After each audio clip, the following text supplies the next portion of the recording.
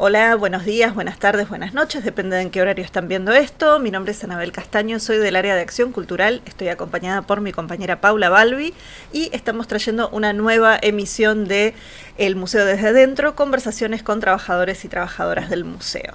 En este caso es una fecha especial o una edición especial, digamos, del Museo desde Adentro, porque teniendo en cuenta que el 12 de agosto de 2021 se está celebrando el bicentenario de la fundación de la UBA, invitamos a la doctora Andrea Pegoraro, que es la secretaria académica del museo, que es la coordinadora general de la red de museos de la UBA, pero que además es investigadora, antropóloga, ha hecho su trabajo de investigación sobre la primera historia del museo, sobre las primeras colecciones y la figura de Juan Bautista Ambrosetti, el fundador del museo. Y bueno, pensar en el bicentenario de la UBA también nos hace pensar en la historia institucional de este espacio del cual estamos, desde donde estamos transmitiendo. Así que vamos a invitarla a Andrea a compartir con nosotros algunos minutos, contarnos desde su experiencia, desde un poco el conocer un poco más de ella y el conocer un poco más de su investigación. Y un detalle es que esta es una grabación, esto va a estar siendo estrenado cuando ustedes lo estén viendo, el sábado, seguramente el sábado 14 de agosto, pero Andrea va a estar después mirando el chat, mirando si es que hay preguntas o comentarios, y va a estar respondiendo durante la semana, ¿sí? Así que si alguno tiene o alguna tiene alguna pregunta, comentario al respecto de lo que vamos a estar compartiendo hoy, nos puede dejar en el chat y después se las responderemos con tiempo, así que téngannos un poco de paciencia. Bueno, dicho todo esto, le paso la posta a mi coequiper, a Paula Balbi, para que justamente arranque ella con la primera pregunta. Hola Ana, hola Andrea y hola a Buen todos y día. todas. Bueno, estamos muy contentas de poder tener esta conversación y nos gusta empezar preguntándole a las entrevistadas y entrevistados cómo fue que llegaron al museo. Eh, Si querés contarnos.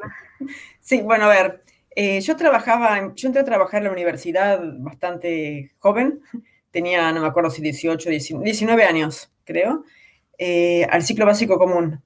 Entré a trabajar ahí, trabajaba como administrativa, no docente, y muchos años después, yo ya estaba en la carrera, ingresé a la carrera en 1985, hice el primer año del ciclo básico. Y en el año 1994, creo, fue cuando yo ya estaba me faltaron 2 años para terminar la carrera y me contacté con Marta Dujovne, que era la secretaria académica entonces en el Museo Etnográfico, para ver si tenían pasantías, un sistema de voluntariado.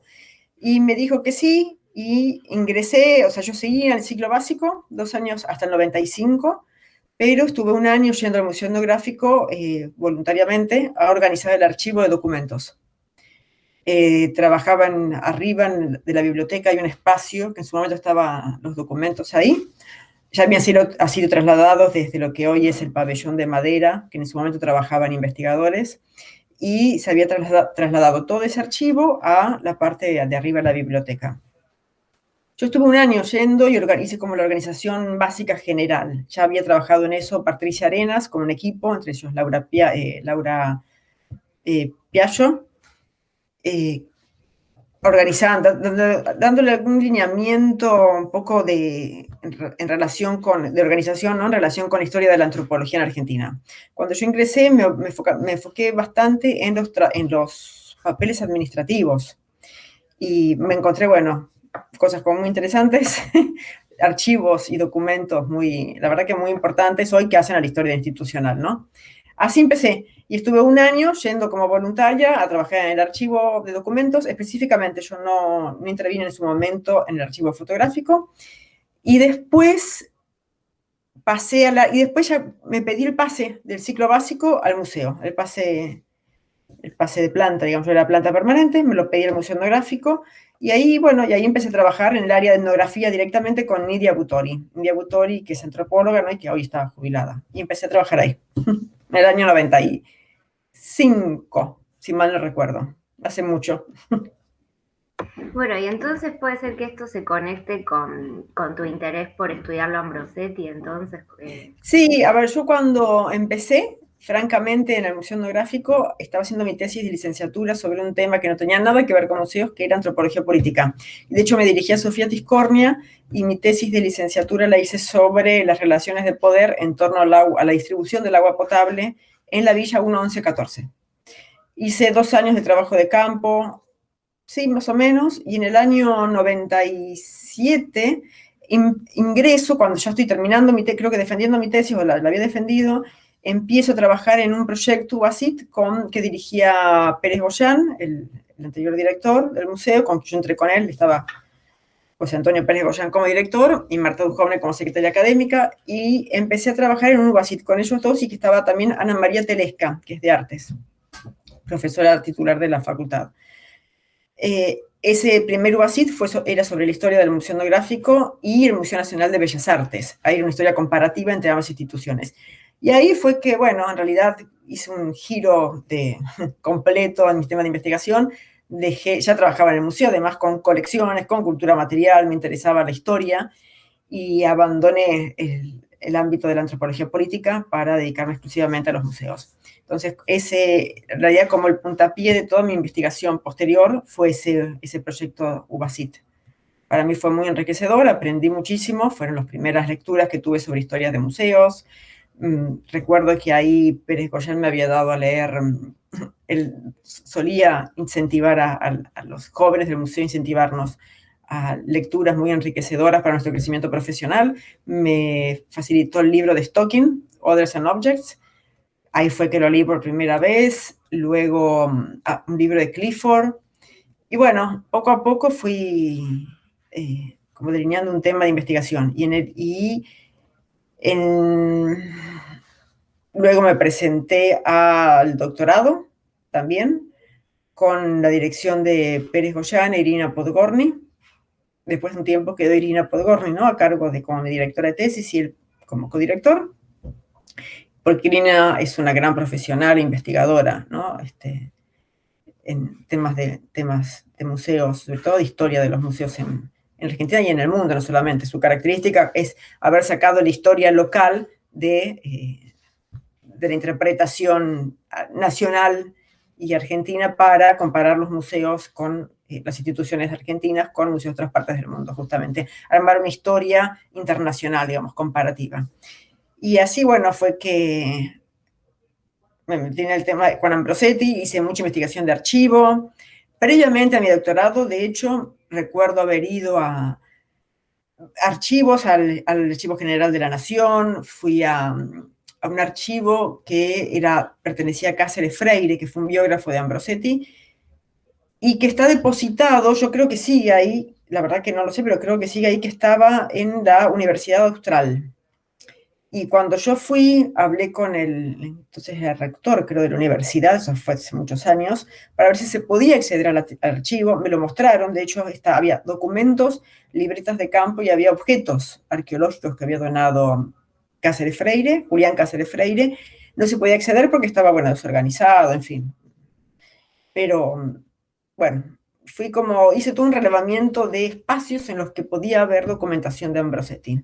La pregunta que tenía para hacerte en relación a esto, y como un poco para compartir con la gente que está viendo esto y que tal vez no conoce tanto el museo, no está familiarizado, y tampoco está familiarizado tal vez con la historia de la antropología o de estos primeros museos de antropología que hubo en Sudamérica. El etnográfico fue el primero, me estoy adelantando, es justamente quién fue Ambrosetti y qué proyecto había o cómo se vincula con este proyecto del Museo Etnográfico, que después va a estar llevando su nombre, bueno, después de que él falleció en realidad, porque cuando él lo funda o cuando él empieza a dirigirlo no estaba el nombre del puesto ahí, pero bueno, un poco esa era la pregunta, ¿no? ¿Quién fue? A ver, Ambrosetti era un autodidacta, en realidad. Era reconocido por los colegas de entonces, por sus colegas o sus compañeros de trabajo, como un reconocido autodidacta, naturalista, folclorista, antropólogo, arqueólogo, etnógrafo, estudioso, un gran estudioso, ¿no? Y un gran profesor. Él era el profesor suplente de la Cátedra de Arqueología Americana, que en su momento estaba titulada por Samuel Lafone Quevedo. Además, Ambrosetti era coleccionista de antigüedades, sobre todo de antigüedades, de muchos materiales que hoy están donados al Museo de Luján, al Complejo Museográfico de Luján. Están ahí cuadros, hay una fotografía muy famosa de la casa de Ambrosetti que está en la revista Plus Ultra, donde se ven todas las antigüedades que él coleccionaba, antigüedades religiosas, de hecho, mobiliario, cuadros, todo eso lo donó su viuda, María Elena Holmberg, que era la hija de Eduardo Lesdilán Holmberg, un famoso médico y naturalista también, al Museo de Luján. Ahora, Ambrosetti, a ver, hay como una biografía que elabora Cáceres Freire, que Ambrosetti era un estudioso de la naturaleza y de los pueblos indígenas y interesado en la arqueología desde muy joven. En realidad lo que sucede es que él venía de una familia con buena posición económica, su padre estaba vinculado a la comunidad italiana de la Argentina, había tenido cargos de alguna manera en el banco italiano del Río de la Plata, se rodeaba, digamos, tenía una sociabilidad en la época bastante importante e influyente. Y Ambrosetti había viajado con un amigo de su padre en un momento cuando él tenía 19 años, hizo un viaje por lo que es toda la región del Chaco santafesino. A su regreso dona una serie de objetos, sobre todo de materiales de historia natural que había recogido. Los dona a Pedro Scalabrini, quien estaba a cargo, que había venido de Italia y estaba a cargo del Museo de Paraná, del Museo de Entre Ríos. Después Pedro Scalabrini también estuvo en el Museo de Corrientes. Y bueno, él ahí en su momento, eso es como es el inicio de alguna manera de Ambrosetti en los museos, por decirlo de alguna manera, es nombrado director de la sección zoológica del museo, Museo de Paraná. Él a su vez paralelamente trabaja en la policía, digamos, para ganarse la vida, trabaja en un diario de la época ahí en Paraná, y posteriormente regresa a Buenos Aires y entra a trabajar en el año 1903 en el Museo de Ciencias Naturales lo que es hoy el Bernardino Rivadavia, del hermano de Ameguino, Florentino Ameguino, y queda a cargo ahí de la sección de arqueología.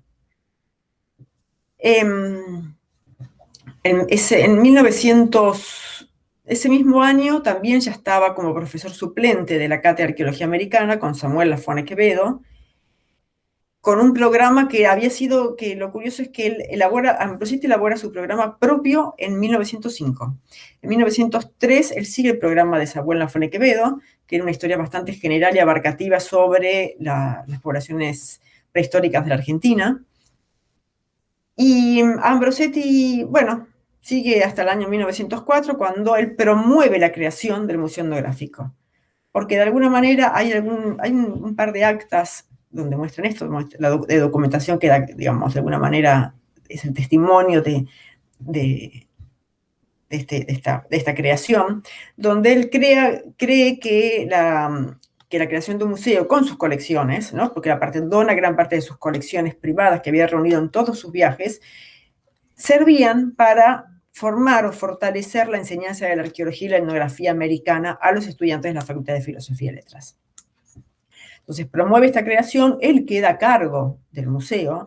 Hay una anécdota que cuenta Cáceres Freire, su biógrafo, que en realidad se la cuenta la esposa Elena, ¿no? María Elena Cáceres Freire, de que Ambrosetti, que el museo no tenía espacio, el museo se crea y no tenía espacio físico. Entonces, que él lleva todas las colecciones privadas que él tenía, particulares, que eran desde objetos arqueológicos, objetos de historia natural, a el decanato, que en su momento funcionaba en el rectorado, en el rectorado que está hoy en Viamonte 430, el rectorado de la UBA. Lleva las colecciones y se las pone en el escritorio que era en su momento el decano, que era Piñeiro. Entonces él dice, bueno, Norberto Piñeiro era el decano, creamos un espacio para el museo, porque todo esto acá no puede estar de alguna manera, bueno, como que lo fuerza. Y lo otorgan los sótanos del rectorado, los sótanos de Viamonte. Él ahí organiza, bueno, vitrinas que es un mobiliario antiguo que hoy está en el Museo Etnográfico, que son vitrinas que tienen en la parte de abajo cajones para guardar los materiales. Y eso es curioso porque él se quejaba mucho con su secretario, que era Salvador de Benedetti, de la falta de espacio para almacenar las colecciones y del abarrotamiento de los materiales que había. Y en realidad esto pasaba en todos los museos del mundo. Cuando uno se pone a leer las historias de los otros museos, así sean museos europeos sobre todo, museos norteamericanos, en realidad los depósitos de colecciones, o lo que hoy se llama reservas técnicas de colecciones, empiezan a fines del siglo XIX. Antes no existían.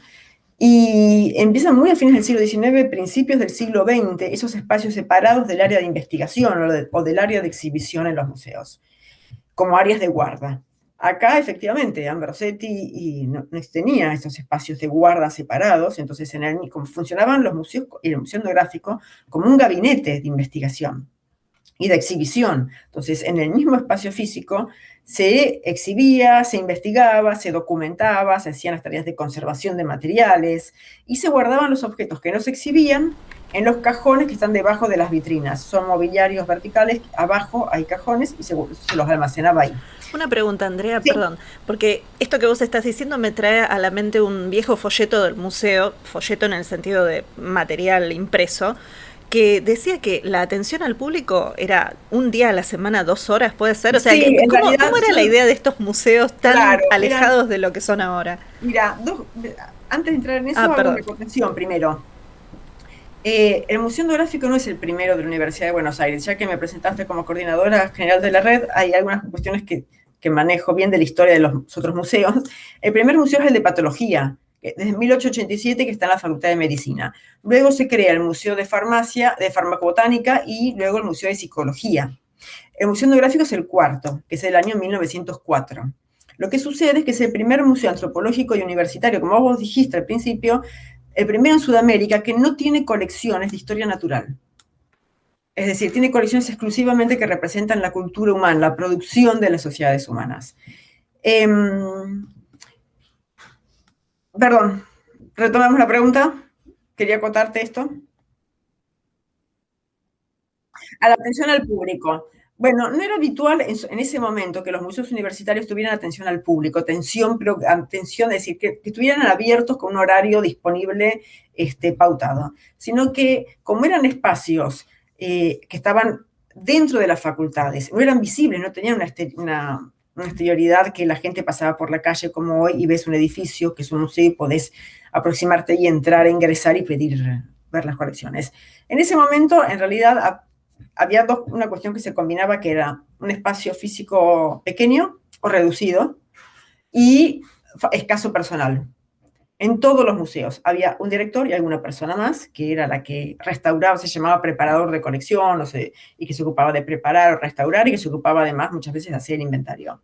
En el caso del Museo Etnográfico estaba Ambrosetti, ingresó Salvador de Benedetti, que hizo su doctorado en la Facultad de Filosofía y Letras, era estudiante en su momento, y él lo ayudaba, era auxiliar, después pasó a ser secretario en 1911, secretario de la institución en 1911, y entre los dos en realidad hacían el inventario, atendían al público visitante, documentaban las piezas y las investigaban. Ahora, respecto al público, el museo no tenía horario de apertura fijo, sino que tenían que pautar a que los visitantes, sobre todo las escuelas, que iban muchas escuelas, hay un público escolar bastante importante, tenían que pautar un horario con el director o con el secretario, con Salvador de Benedetti, combinaban el horario, iban y visitaban. Sobre todo eran muchas escuelas que reproducían en sus dibujos, escuelas técnicas, escuelas de artes, reproducían dibujos que se encontraban en los objetos exhibidos, sobre todo en los objetos arqueológicos. Recién en 1918, cuando muere Ambrosetti y asume De Benedetti en 1917, en 1918 De Benedetti abre el museo al público con un horario fijo. Es decir, no quiere decir que antes estuviera cerrado, estaba abierto, pero con un horario que había que pautarlo. Lo que sucede ahí es que él pauta un horario fijo. Y creo que no me acuerdo exactamente los días, pero creo que era jueves y domingos de 11 a 13 de la mañana, una cosa así, 2 horas y 2 horas. Y de todas formas, el museo fue un lugar muy visitado por público extranjero. De hecho, el Congreso Americanista de 1910, algunas de las conferencias se dieron en las salas del Museo Etnográfico. Fue un espacio de visita de ese momento de todos los investigadores extranjeros, más que nada, porque aparte el museo exhibía colecciones de todas partes del mundo. Fue algo muy importante, me parece, para destacar, es que el museo tiene colecciones de todas partes del mundo, de todos los continentes. Porque si bien se creó como un museo para dar apoyo a la enseñanza de la arqueología y la etnografía, ¿no? Y formar a los estudiantes de arqueología en el terreno, llevándolos a expediciones arqueológicas, que empiezan en 1905, dicho sea de paso, Ambrosetti estaba preocupado además por mostrar la diversidad cultural del mundo contemporáneo en su momento. Esta diversidad cultural que permitía elaborar clasificaciones, jerarquías sociales, de alguna manera seguir líneas teóricas o ideológicas también de un evolucionismo, ¿no? En donde se dividía Occidente, el mundo en Occidente, de dar cuenta de la colonización y la dominación de Occidente hacia el resto del mundo, y además tener colecciones de otras partes del mundo también ubicaba el museo en un lugar de prestigio y de poder negociar con otras instituciones similares. Es decir, Ambrosetti desarrolló distintas modalidades para formar las colecciones. Primero, las expediciones arqueológicas, que empiezan en 1905, se hacen en periodo estival todos los años, una vez al año. Se va enero y febrero y marzo. Las primeras se llevó un profesor, luego se llevaron paulatinamente, poco a poco, se llevó un par de profesores y algún estudiante. Y estas expediciones permitían traer objetos arqueológicos, ¿no? Sobre todo fueron al noroeste argentino, a la región Calchaquí, que era la especialidad de investigación de Ambrosetti, ¿no? Gran parte de sus investigaciones son sobre la civilización Calchaquí, o lo que él llama civilización Calchaquí. Después Ambrosetti desarrolla canjes o intercambios de colecciones con museos de Europa y de los Estados Unidos, algunos también de América. Además compra colecciones en sus viajes. Por ejemplo, él viaja a Egipto en 1912 a Europa y pasa por Egipto, compra colecciones en 1912, que las dona al Museo Etnográfico, compra colecciones arqueológicas en un viaje que hace a Washington en 1916, un congreso, si mal no recuerdo, en un congreso internacional de americanistas. Compra colecciones arqueológicas a su regreso en distintos países latinoamericanos. Además establece lo que hoy podemos llamar misiones etnográficas, es decir, que son como viajes etnográficos, viajes de recolección de objetos o de compra de objetos a los pueblos indígenas que estaban en el Chaco.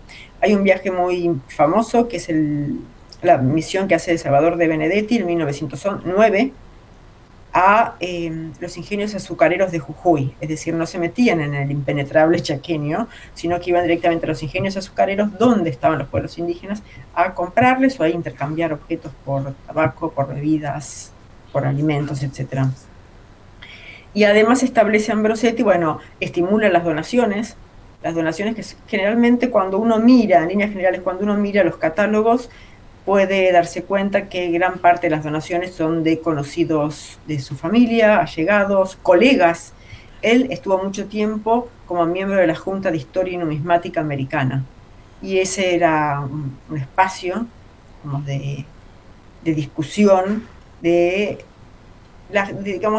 material teórico que estaba en debate en su momento en la agenda científica internacional, ¿no? Claro. Sobre la población de América, sobre los pueblos indígenas argentinos, sobre todo, o americanos, y muchos colegas de él también donaron objetos, por supuesto. Claro. Además su familia, ¿no? Objetos que donó, piezas importantes que tenemos en el museo, que donó su padre, Tomás Ambrosetti, y su esposa.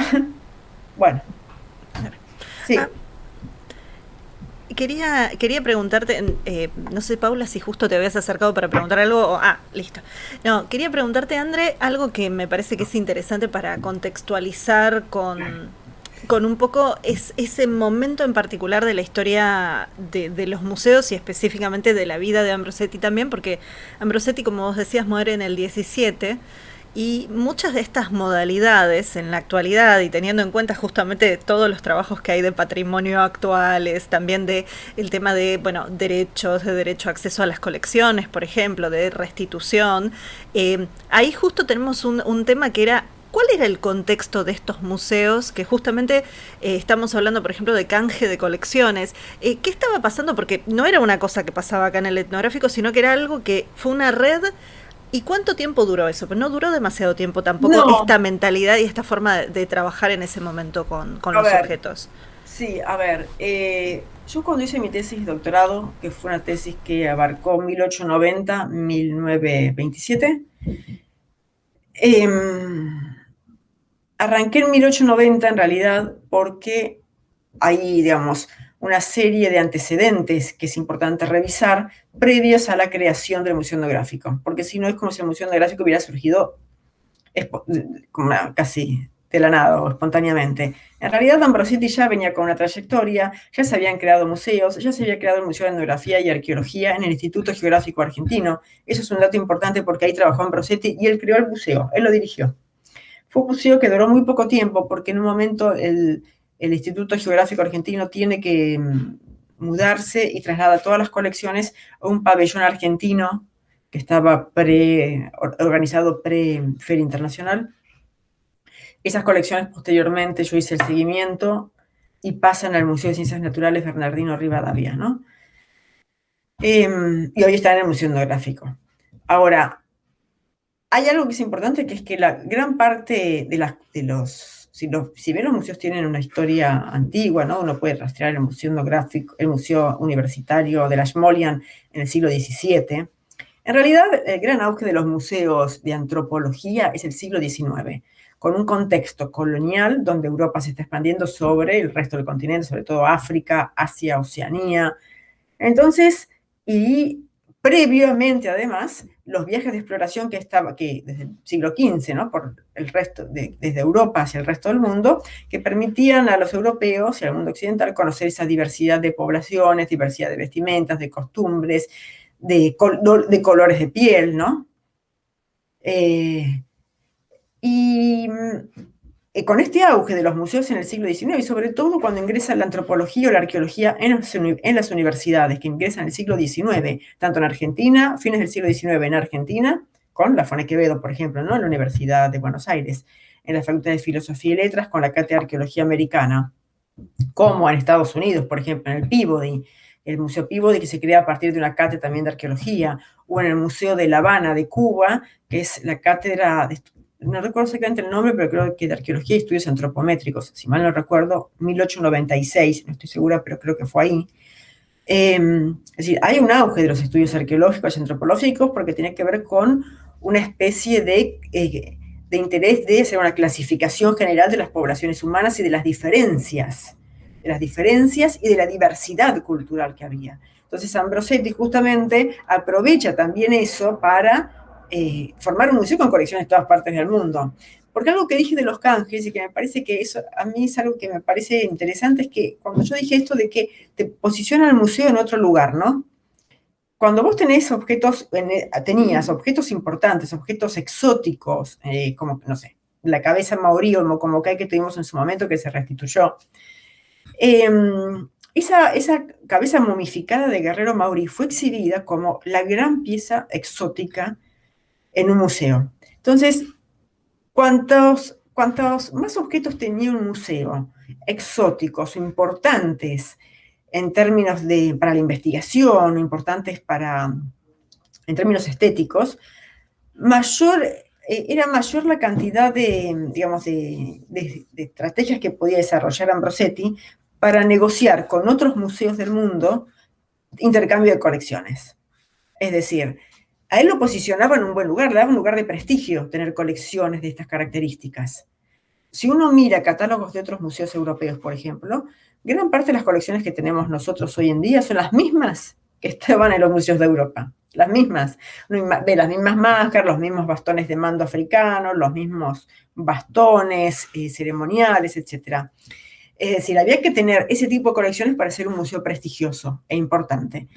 Y efectivamente le daba herramientas para poder después negociar compras que no se pudieron hacer por cuestiones presupuestarias, pero sí para negociar canjes de colecciones. Y en esos canjes de colecciones iban piezas arqueológicas de la Argentina que él recogió en las expediciones y que se llamaban dobles o duplicados porque eran iguales, 2 urnas funerarias iguales. Entonces, esas urnas funerarias iguales, una estaba destinada al canje y se mandaba en canje a Europa y a cambio se recibían objetos de África, de Asia, de Oceanía. Así es que tenemos hoy esa variabilidad de objetos materiales. Claro. Estos canjes no duraron mucho tiempo. En la Primera Guerra Mundial empezaron a desvanecerse por, los motivos obvios de la guerra, y es bien interesante, sobre todo después con la Segunda Guerra, que muchas mujeres ingresaron a trabajar a los museos europeos y norteamericanos porque sus maridos, hombres que trabajaban en museos, habían sido llamados al frente y habían muerto. Entonces sus mujeres ingresaron a trabajar a los museos. hay algunos trabajos interesantes sobre eso, ahora no recuerdo los nombres, hay uno, no me acuerdo, tengo que revisar un poco. Pero después podemos, si los encontramos, sí, podemos sí, recomendarlos, ¿no? Total, absolutamente, absolutamente. Porque es interesante. Sí, pues son interesantes y, por ejemplo, me estaba acordando ahora, bueno, perdón, y retomo eso para cerrarlo, ahí terminaron un poco los canjes, ¿no? Los canjes en el mundo. Y de hecho, entre cuando asume De Benedetti, los canjes internacionales se frenan. No solamente, yo creo que ahí hubo no solamente una cuestión internacional de que era imposible realizar estos intercambios por motivos obvios, sino que además esto se combina con su interés en estudiar las sociedades argentinas y sobre todo sudamericanas. Eso es muy importante porque él hace viajes, efectivamente, y hace expediciones, continúa con el proyecto de expediciones arqueológicas, pero a las fronteras, la frontera con Bolivia, Paraguay, no me acuerdo si a Chile, creo que no, pero a las fronteras. Y eso me parece que es interesante. Se combina, digamos, su interés por ciertos temas arqueológicos con un contexto internacional complicado, ¿no? De conflicto bélico, y que no se podía, que frena justamente los intercambios internacionales. Le sumo a esto, André, una impresión que tengo igual, que es que me parece que también hay un cambio en esta cuestión de los materiales seriados o duplicados para poder ser, digamos, canjeados y que estén en exhibición en otras partes. Que es algo de también estudiar como la propia colección completa, la propia cultura material completa, y también que no se desvincule del territorio original de donde venía, porque eso es verdad que es y digamos el alejarse también de las teorías evolucionistas de la antropología, porque como vos venías trayendo, esto tenía un marco ideológico y teórico que estaba aplicándose y que justo para después de la Primera Guerra Mundial el evolucionismo había perdido fuerza, había perdido presencia dentro del mundo antropológico y pienso un poco en eso, ¿no? Si tal vez ahí no estaba también un poco respondiendo a una mirada distinta sobre los objetos y las personas, que ya no era tener como una muestra de cada cosa para poder compararla, sino verla... Sí. ¿No? Digo, tener de alguna manera esto se llaman las series completas. Uh-huh. ¿No? De los objetos de la cultura material que les permitían reconstruir, sobre todo eso más adelante, ¿no? Más en los periodos una vez que ya había fallecido, de hecho, también De Benedetti. Con De Benedetti esto pasa efectivamente a tener un poco más la cultura completa. Y ya más adelante, después de Benedetti, viene Félix Outes también, y que procuraron un poco esto, ¿no? De ahí hasta la actualidad, hasta la actualidad no, quiero decir, hasta los últimos años, de acá, 60, 70, cultura material que dé cuenta de lo más acabadamente posible de las costumbres, la historia, el pasado de una cultura en su globalidad, en su totalidad.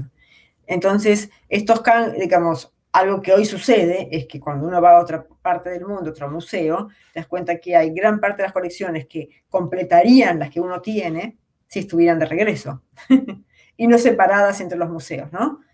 Y no fraccionadas de alguna manera, no divididas. Y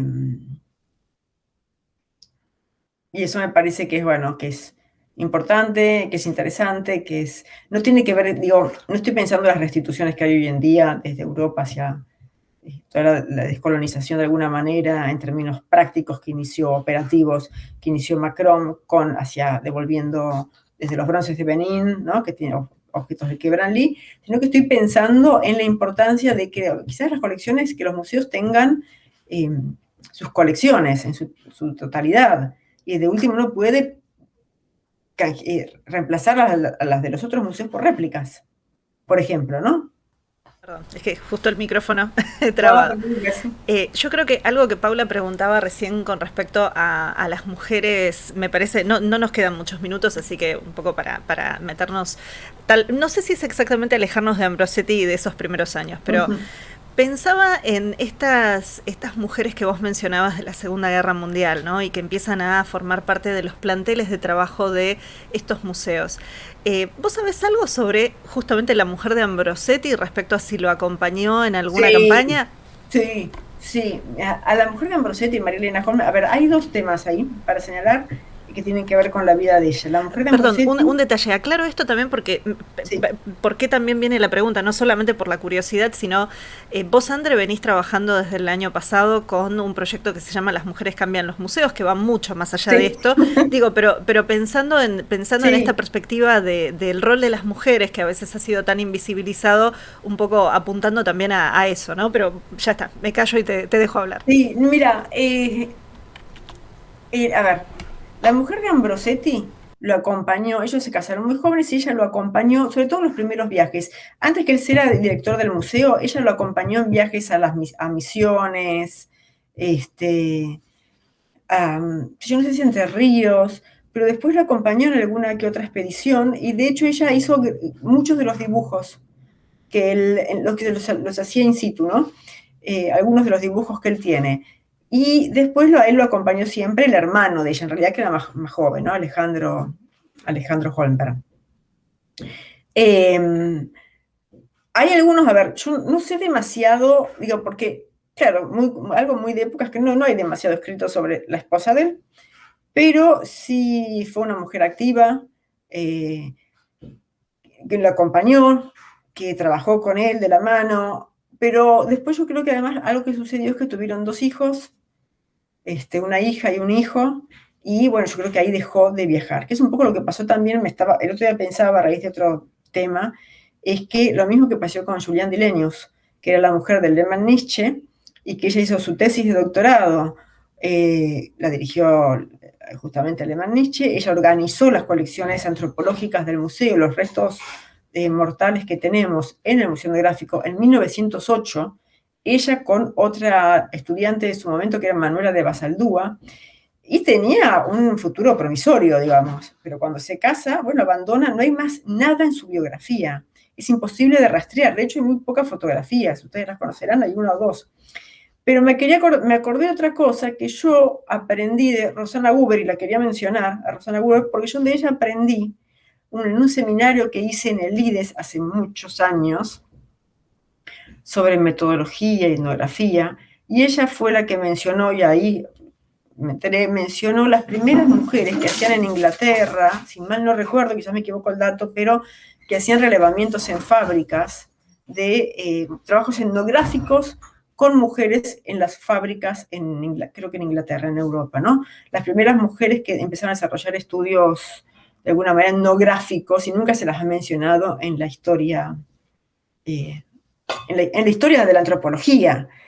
Y yo también, respecto a esto del proyecto de Las mujeres cambian los museos, pensaba que la antropología es una de las primeras disciplinas que tiene mujeres que van al campo a hacer trabajo de campo etnográfico, Margaret Mead, Ruth Benedict, y que incorporan en sus informes, además, las descripciones en los informes etnográficos, las descripciones de las tareas que hacían las mujeres de lo que se llamaban los pueblos primitivos, ¿no? De los pueblos que ellas estudiaban.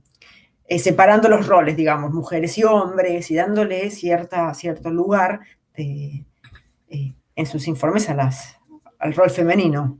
Y eso me parece como muy interesante, porque eso es algo que digamos, ahora digamos, la mujer está ocupando otro lugar, ¿no? Pero es algo que no se hablaba y que no se planteaba. Y yo me quedé impactada en su momento, debo confesar, cuando escuché esto de Rosana. Después no indagué mucho más, no le pregunté, algún día le preguntaré, pero lo aprendí ahí y bueno, y me parece muy interesante porque era un lugar que yo lo desconocía y creo que gran parte de los antropólogos desconocíamos. Y la mujer de Ambrosetti, yo no me acuerdo exactamente, pero aparte de ser la hija de Holmberg, un padre muy importante en el ámbito científico argentino, pero ella además estuvo, yo no considero soy sincera, no me acuerdo exactamente, pero tiene una biografía propia de trayectoria en distintos espacios, creo que en Casa Cuna, creó una asociación de mujeres, de alguna especie de asociación de beneficencia, patronato de la infancia, no recuerdo exactamente, pero sí tiene su propia. O sea, uno podría elaborar una propia biografía de ella. Lo que sucede es que después, bueno, tuvieron 2 hijos que fallecieron, ¿no? El varón falleció al tiempo de murió Ambrosetti, y al poco tiempo muere el hijo, que estudiaba medicina y se pincha el dedo con una aguja y una infección hospitalaria y se murió también. Y le dije, la verdad que no sé, creo que estuvo unos años más, pero desconozco. Pero bueno. No sé si, Paula, vamos casi redondeando, ¿te parece? Pero yo quería como sumarle una pregunta más que tiene más que ver con esto. Bueno, estamos celebrando el bicentenario de la UBA, pero también estamos justamente pensando en estas historias institucionales. Y en un punto también nos hace pensar en las distancias que hay entre ese origen del museo, ¿no? Y esta primera mirada sobre las colecciones y esta primera mirada sobre la antropología con respecto a lo que pasa ahora, ¿no? Con los cambios que han pasado, ¿no? Entonces, ¿cómo ves esa distancia y a la vez cómo te imaginas un futuro, este futuro del museo y de la institución misma? Digo, es una pregunta grande, lo sé. Bueno, a ver si entiendo bien la pregunta. La diferencia entre cuando empieza el museo y hoy, efectivamente, hay un abismo importante en términos de no solo de tratamiento, del manejo de colecciones, quiero decir, en términos amplios, ¿no? Desde los sistemas de documentación que hemos desarrollado, desde estar actualizados con el tratamiento de los materiales, de los museos completamente actualizados, ¿no? Con la conservación preventiva. Se ha formado, de la mano de Pérez Goyán en su momento, se formó un equipo muy importante de profesionales, técnicos y profesionales, que es pionero en el país. Eso me parece importante recordarlo porque es un trabajo que hizo él y promoviendo, incentivando a todo el personal que nos capacitemos, que nos formemos. Hicimos cursos con la Fundación Antorchas y el Smithsonian en conservación y manejo de colecciones. Eso fue un puntapié, fue un cambio muy importante para formar un equipo que hoy es muy sólido y que aparte sigue capacitando gente, ¿no? Capacitando gente en distintos lugares del país. Yo creo que hoy los museos de antropología, además, tienen el desafío de repensar sus acervos, ¿no? Sus patrimonios, desde ya, pues estamos en otro contexto, ya no es un contexto colonial, hay que volver a repensar el vínculo con las comunidades, hay que repensar cómo tratar el patrimonio, cómo divulgarlo, cómo documentarlo, o sea, volver a contar la historia de nuestros acervos. Además, yo soy muy francamente, de la idea de que nuestros patrimonios históricos, que son históricos, tienen que contar historias del presente. Es decir, tenemos que hablar del presente.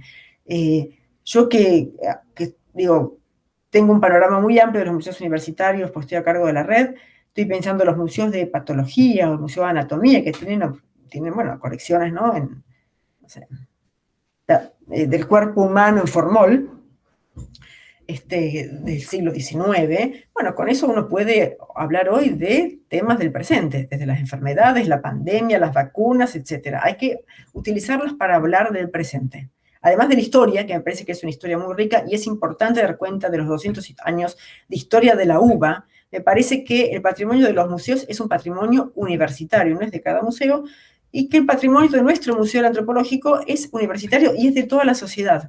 Entonces tenemos la misión de conservar ese patrimonio, documentarlo, divulgarlo, que la gente lo conozca.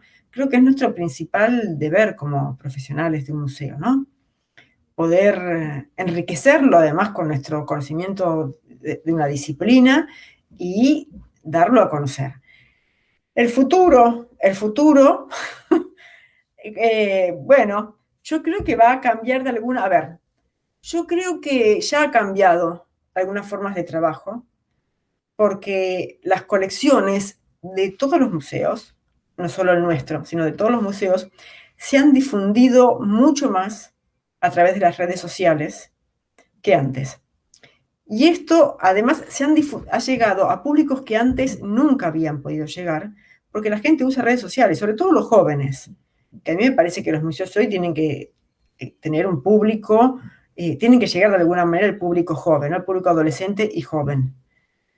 Estos públicos manejan redes sociales, mucho mejor que los adultos, vamos a decirlo, y creo que los museos, con la pandemia, algo positivo de la pandemia, creo que decir, es haber llegado a públicos que antes no se llegaba. porque las colecciones se están difundiendo a través de Instagram, Facebook, infinidad de redes sociales, las páginas web, se han armado visitas virtuales, y eso me parece que es positivo, que la gente va a hacer, esperemos que abramos al público en breve todos los museos, si no es este año, es el próximo, pero yo creo que con eso hemos por lo menos provocado a otra gente, a la gente que nunca ha visitado un museo, provocado para que venga, de alguna manera, ¿no? Que se acerque. A mí me parece que no es lo mismo ir a un museo y estar en el espacio que hacer recorridos virtuales. Creo que no.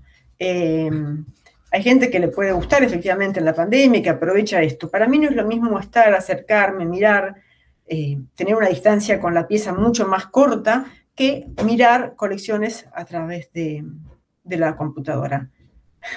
Para mí no, la verdad que la sensación de estar ahí, la cercanía con el objeto, con el relato, me obliga a repensar en un museo me obliga a repensar ahí mismo mis ideas, mis conceptos, mis prejuicios y mi desconocimiento, ¿no? De alguna manera pone en evidencia mi desconocimiento sobre los objetos, sobre un cuadro cuando voy a un museo de artes, o sobre los objetos cuando voy a un museo de antropología o de historia. Y bueno, no es lo mismo, yo creo que vamos a volver, que bueno, seguramente me parece que esta pandemia ha instalado un cambio importante, que se volverá de otra manera. No habrá una normalidad como antes, pero esperemos que cercano a eso.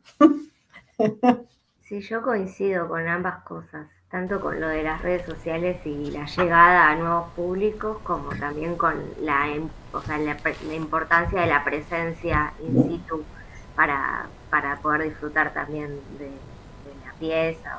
Claro. Sí, coincido con ambas cosas. Creo que esto que vos traes, Andrea, y que coincido también, Pau, es la experiencia también que uno tiene de la posibilidad de ver en 3D. Porque no es lo mismo tal vez en una pantalla plana.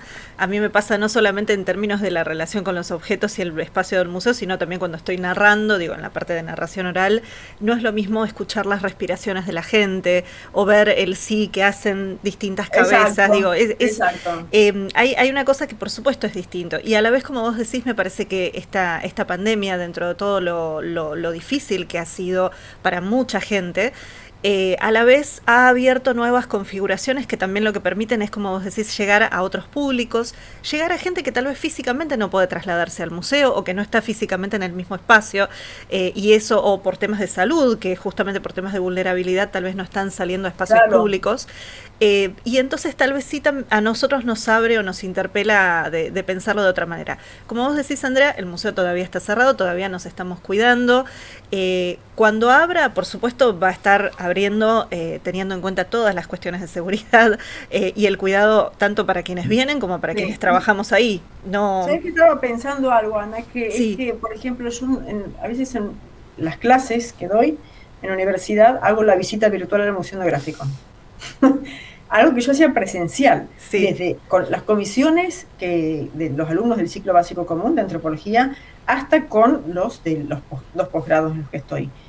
Y la visita, bueno, era muy cautivante para los estudiantes, muy cautivante, para los estudiantes de grado como para los de posgrado. Primero porque ninguno se imaginaba un museo así, ¿no? Un museo donde haya colecciones de todo tipo, con un relato serio, ¿no? Sostenido con una investigación científica, desde la disciplina de la antropología, la historia, el arte, ¿no? Interdisciplinaria. Y yo me doy cuenta que no es lo mismo una visita virtual que una visita presencial. Y no es lo mismo estar en el espacio del museo, ¿no? La interacción con el otro, la interacción con el visitante, desde la interacción de poder, no sé, de mirarlo, a ver cómo mira la gente, un cuadro, hasta lo que te puede molestar que le suene el celular adentro del museo. Eso me parece que también, las tiendas de los museos, voy a decirlo, a mí me encantan las tiendas de los museos, me encantan las tiendas de los museos. Hay museos, hay algunos museos, por ejemplo, específicamente estoy pensando en un museo en México, que es un museo de artes populares, cuya tienda es de las mejores tiendas que he visto en mi vida, porque tiene las mejores artesanías, por ejemplo. Las mejores. Y tiene la reproducción de los objetos que tiene el museo en artesanías pequeñas adentro del museo. No como souvenirs, ¿no? Son objetos carísimos. Pero bueno. Bueno, como toda buena artesanía, ¿no? Implica un trabajo y un conocimiento importante. Sí, sí. Entonces me parece que eso hace, digamos, sé que no soy la única que le gustan las tiendas de los museos, es un gran paseo las tiendas de los museos. Entonces me parece que eso, esperemos que volvamos pronto, a abrir al público. Sí, efectivamente. Yo creo es la única forma aparte, la mayor forma, digamos, la forma más importante es de exteriorizar, sí, de alguna manera, las colecciones, el patrimonio. Bueno, vamos a llegar, como vos decís, tal vez no sea 2021, tal vez sea 2022, que digo, no pasa solamente acá, está pasando en todas partes del mundo, gente que, digo, das 2 pasos para adelante, 1 paso para atrás y un poco de paciencia en eso, por eso nosotros mientras tanto seguimos acompañando a través de estos medios, seguimos estando. Como les decíamos, esta es una grabación, ustedes la van a estar viendo, pero después, durante la semana posterior a cuando se emite este video, vamos a estar mirando el chat, respondiendo comentarios, preguntas.